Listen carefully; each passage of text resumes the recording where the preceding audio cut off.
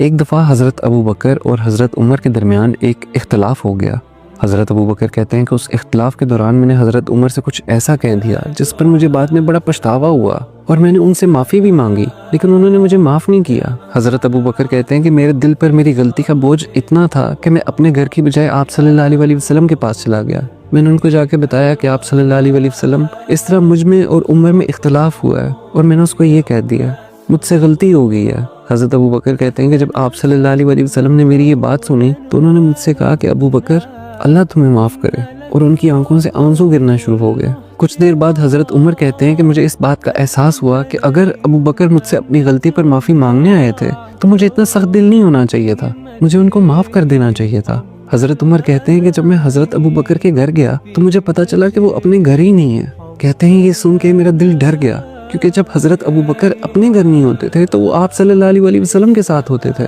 اور میرے دل میں اتنا ڈر بیٹھ گیا کہ اب تک تو آپ صلی اللہ علیہ وسلم کو حضرت ابو بکر نے سب کچھ بتا دیا ہوگا۔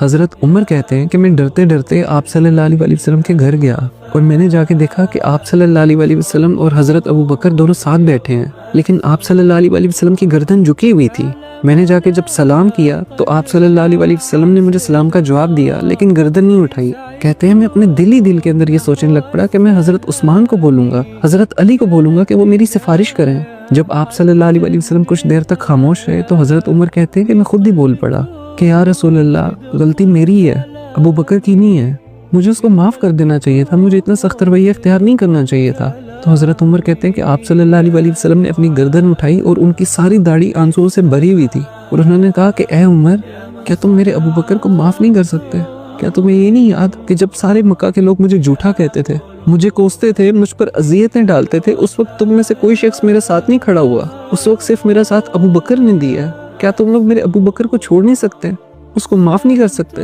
حضرت عمر کہتے ہیں کہ اس دن مجھے یہ اندازہ ہوا کہ آپ صلی اللہ علیہ وسلم کے نزدیک جو حضرت ابو بکر کا مقام ہے وہ کوئی اور انسان حاصل نہیں کر سکتا۔